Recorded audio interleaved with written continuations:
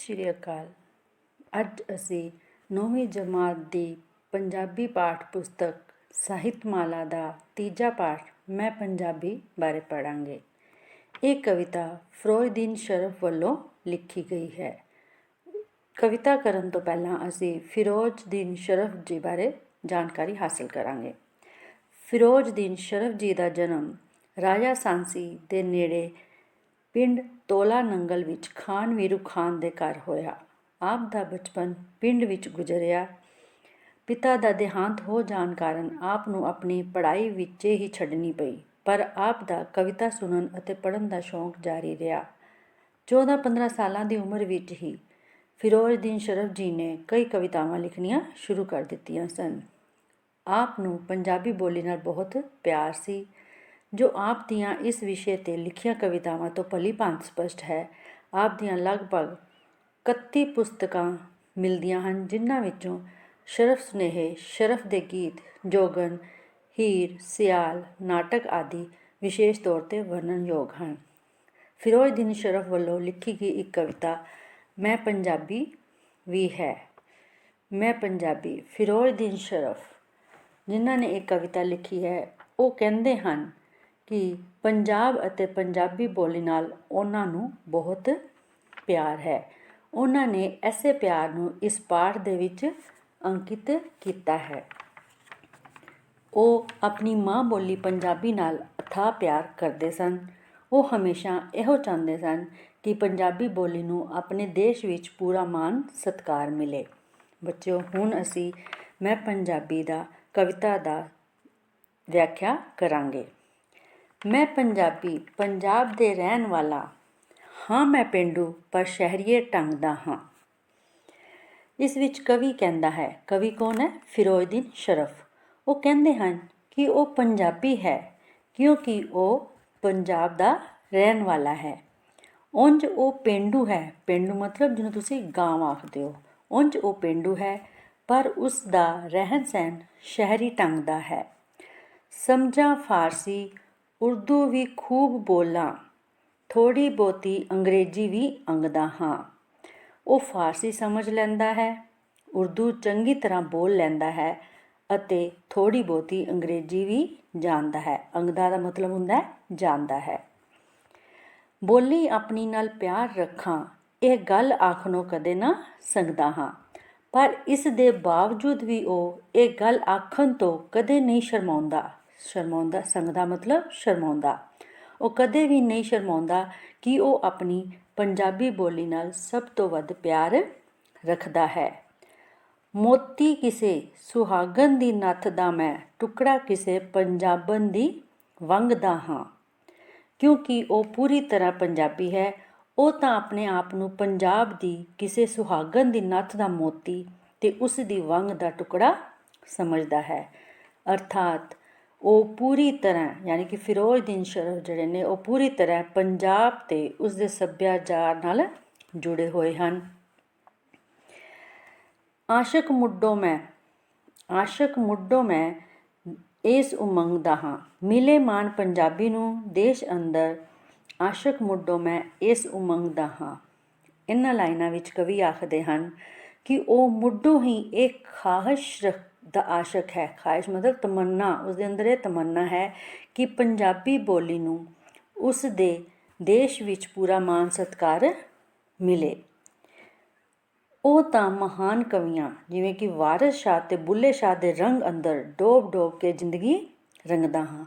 ਉਹ ਉਹਨਾਂ ਮਹਾਨ ਕਵੀਆਂ ਵਾਰਿਸ ਸ਼ਾਹ ਤੇ ਬੁੱਲ੍ਹੇ ਸ਼ਾਹ ਵਾਂਗ ਹੀ ਆਪਣੀ ਜ਼ਿੰਦਗੀ ਨੂੰ ਪੰਜਾਬ ਤੇ ਪੰਜਾਬੀਅਤ ਦੇ ਰੰਗ ਵਿੱਚ ਡੋਬ ਡੋਬ ਕੇ ਰੰਗਦਾ ਹੈ ਤੇ ਉਹਨਾਂ ਵਾਂਗ ਹੀ ਪੰਜਾਬੀ ਬੋਲੀ ਵਿੱਚ ਕਵਿਤਾ ਕਹਿੰਦਾ ਹੈ। ਰਵਾਂ ਇੱਥੇ ਤੇ ਯੂਪੀ ਵਿੱਚ ਕਰਾਂ ਗੱਲਾਂ, ਐਸੀ ਅਕਲ ਨੂੰ ਛਿੱਕੇ ਤੇ ਟੰਗਦਾ ਹਾਂ।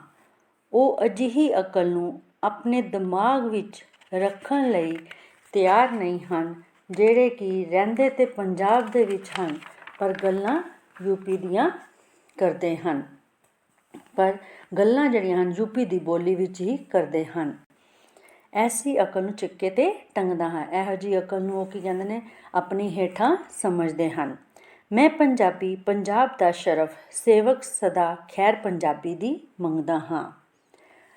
ਉਹ ਪੰਜਾਬੀ ਹੈ ਤੇ ਪੰਜਾਬ ਦਾ ਸੇਵਕ ਹੈ, ਇਸ ਕਰਕੇ ਉਹ ਸਦਾ ਹੀ ਪੰਜਾਬੀ ਬੋਲੀ ਦੇ ਭਲੇ ਦੀ ਇੱਛਾ ਕਰਦਾ ਹੈ।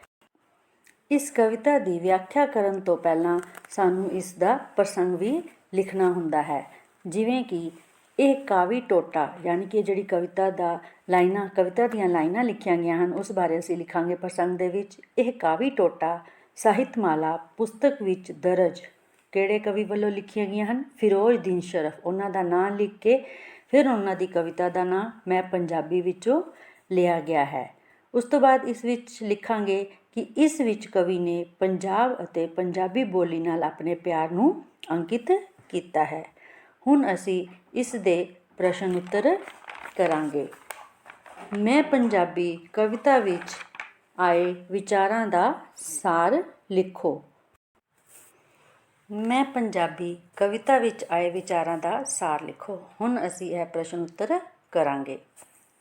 ਮੈਂ ਪੰਜਾਬੀ ਕਵਿਤਾ ਵਿੱਚ ਫਿਰੋਜ਼ਦੀਨ ਸ਼ਰਫ ਨੇ ਪੰਜਾਬੀ ਬੋਲੀ ਲਈ ਆਪਣੇ ਪਿਆਰ ਦੇ ਭਾਵ ਪ੍ਰਗਟ ਕਰਦਿਆਂ ਕਿਹਾ ਹੈ ਕਿ ਉਹ ਪੰਜਾਬ ਦੇ ਪਿੰਡ ਦਾ ਰਹਿਣ ਵਾਲਾ ਸ਼ਹਿਰੀਏ ਢੰਗ ਦਾ ਪੰਜਾਬੀ ਹੈ। ਉਹ ਫਾਰਸੀ ਉਰਦੂ ਖੂਬ ਬੋਲਦਾ ਹੈ ਅਤੇ ਥੋੜ੍ਹੀ ਬਹੁਤੀ ਅੰਗਰੇਜ਼ੀ ਵੀ ਜਾਣਦਾ ਹੈ, ਪਰ ਉਸਨੂੰ ਇਹ ਗੱਲ ਕਹਿਣੋਂ ਰਤਾ ਮਤਲਬ ਥੋੜ੍ਹੀ ਜਿਹੀ ਵੀ ਸੰਗ ਨਹੀਂ ਆਉਂਦੀ ਕਿ ਉਹ ਆਪਣੀ ਪੰਜਾਬੀ ਬੋਲੀ ਨੂੰ ਵਾਰਿਸ ਸ਼ਾਹ ਅਤੇ ਬੁੱਲ੍ਹੇ ਸ਼ਾਹ ਵਾਂਗ ਹੀ ਪਿਆਰ ਕਰਦਾ ਹੈ ਅਤੇ ਚਾਹੁੰਦਾ ਹੈ ਕਿ ਉਸ ਦੇ ਦੇਸ਼ ਵਿੱਚ ਪੰਜਾਬੀ ਨੂੰ ਮਾਣ ਮਿਲੇ। ਅਤੇ ਮੈਂ ਅਜਿਹੀ ਅਕਲ ਤੋਂ ਦੂਰ ਰਹਿੰਦਾ ਹਾਂ ਜਿਸ ਦੇ ਪਿੱਛੇ ਲੱਗ ਕੇ ਲੋਕ ਪੰਜਾਬ ਵਿੱਚ ਰਹਿ ਕੇ ਯੂਪੀ ਦੀ ਬੋਲੀ ਵਿੱਚ ਗੱਲਾਂ ਕਰਦੇ ਹਨ। ਅੱਗੇ ਮੈਂ ਪੰਜਾਬੀ ਕਵਿਤਾ ਦਾ ਕੇਂਦਰੀ ਭਾਵ ਲਿਖੋ। ਪੰਜਾਬ ਦਾ ਰਹਿਣ ਵਾਲਾ ਹੋਣ ਕਰਕੇ ਕਵੀ ਦਾ ਆਪਣੀ ਮਾਂ ਬੋਲੀ ਪੰਜਾਬੀ ਨਾਲ ਅਥਾਹ ਮਤਲਬ ਬਹੁਤ ਜ਼ਿਆਦਾ ਪਿਆਰ ਹੈ। ਉਹ ਹਮੇਸ਼ਾ ਇਹੋ ਚਾਹੁੰਦਾ ਹੈ ਕਿ ਪੰਜਾਬੀ ਬੋਲੀ ਨੂੰ ਆਪਣੇ ਦੇਸ਼ ਵਿੱਚ ਪੂਰਾ ਮਾਣ ਸਤਿਕਾਰ ਮਿਲੇ। ਉਹ ਹਮੇਸ਼ਾ ਪੰਜਾਬ ਦਾ ਸੇਵਕ ਬਣ ਕੇ ਰਹਿੰਦਾ ਹੋਇਆ ਇਸ ਦੀ ਬੋਲੀ ਦੀ ਖੈਰ ਮੰਗਦਾ ਹੈ। ਮੈਂ ਪੰਜਾਬੀ ਕਵਿਤਾ ਦੀ ਲਿਖੀ ਹੋਈ ਹੈ? ਇਹ ਮੈਂ ਪੰਜਾਬੀ ਕਵਿਤਾ ਫਿਰੋਜ਼ਦੀਨ ਸ਼ਰਫ ਵੱਲੋਂ ਲਿਖੀ ਹੋਈ ਹੈ। ਮੈਂ ਪੰਜਾਬੀ ਕਵਿਤਾ ਵਿੱਚ ਕਿਸ ਚੀਜ਼ ਲਈ ਆਪਣਾ ਪਿਆਰ ਪ੍ਰਗਟ ਕਰਦਾ ਹੈ? ਜਾਂ ਮੈਂ ਪੰਜਾਬੀ ਕਵਿਤਾ ਵਿੱਚ ਕਵੀ ਕਿਸ ਦੀ ਖੈਰ ਮੰਗਦਾ ਹੈ? ਇਸ ਕਵਿਤਾ ਦੇ ਵਿੱਚ ਕਵੀ ਪੰਜਾਬੀ ਬੋਲੀ ਦੀ ਖੈਰ ਮੰਗਦਾ ਹੈ। ਕਵੀ ਆਪਣੇ ਆਪ ਨੂੰ ਕਿਸ ਦੀ ਨੱਥ ਦਾ ਮੋਤੀ ਅਤੇ ਵੰਗ ਦਾ ਟੁਕੜਾ ਸਮਝਦਾ ਹੈ?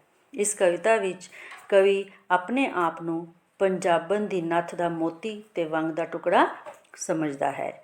ਕਵੀ ਦੀ ਇੱਛਾ ਹੈ ਕਿ ਉਸ ਦੇ ਦੇਸ਼ ਵਿੱਚ ਕਿਸ ਬੋਲੀ ਨੂੰ ਮਾਣ ਮਿਲੇ?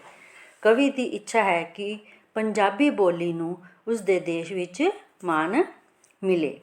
ਮੈਂ ਪੰਜਾਬੀ ਕਵਿਤਾ ਵਿੱਚ ਕਵੀ ਆਪਣੇ ਆਪ ਨੂੰ ਕਿਸ ਦਾ ਸੇਵਕ ਦੱਸਦਾ ਹੈ? ਉਹ ਆਪਣੇ ਆਪ ਨੂੰ ਪੰਜਾਬੀ ਬੋਲੀ ਦਾ ਸੇਵਕ ਦੱਸਦਾ ਹੈ। ਮੈਂ ਪੰਜਾਬੀ ਕਵਿਤਾ ਅਨੁਸਾਰ ਕਵੀ ਪੰਜਾਬੀ, ਉਰਦੂ ਅਤੇ ਫਾਰਸੀ ਤੋਂ ਇਲਾਵਾ ਕਿਹੜੀ ਬੋਲੀ ਜਾਣਦਾ ਹੈ? ਕਵੀ ਇਹਨਾਂ ਬੋਲੀਆਂ ਤੋਂ ਇਲਾਵਾ ਅੰਗਰੇਜ਼ੀ ਬੋਲੀ ਜਾਣਦਾ ਹੈ। ਮੈਂ ਪੰਜਾਬੀ ਕਵਿਤਾ ਵਿੱਚ ਕਿਹੜੇ ਪੰਜਾਬੀ ਸ਼ਾਇਰਾਂ ਨੇ ਨਾਂ ਆਇਆ ਹੈ? ਇਸ ਕਵਿਤਾ ਦੇ ਵਿੱਚ ਯਾਨੀ ਕਿ ਮੈਂ ਪੰਜਾਬੀ ਕਵਿਤਾ ਦੇ ਵਿੱਚ ਬੁੱਲ੍ਹੇ ਸ਼ਾਹ ਅਤੇ ਵਾਰਿਸ ਸ਼ਾਹ ਪੰਜਾਬੀ ਸ਼ਾਇਰਾਂ ਦੇ ਨਾਂ ਆਏ ਹਨ। ਸ਼ਾਇਰ ਜਿਹੜੇ ਸ਼ਾਇਰੀ ਕਰਦੇ ਹਨ। ਕਵੀ ਦੇ ਉਰਦੂ, ਫਾਰਸੀ, ਅੰਗਰੇਜ਼ੀ ਜਾਣਦਿਆਂ ਵੀ ਉਸ ਦੀ ਪਸੰਦੀਦਾ ਬੋਲੀ ਕਿਹੜੀ ਹੈ? ਉਸ ਦੀ ਪਸੰਦੀਦਾ ਬੋਲੀ ਪੰਜਾਬੀ, ਯਾਨੀ ਕਿ ਉਸਨੂੰ ਜਿਹੜੀ ਬੋਲੀ ਬਹੁਤ ਜ਼ਿਆਦਾ ਪਸੰਦ ਹੈ ਉਹ ਪੰਜਾਬੀ ਹੈ।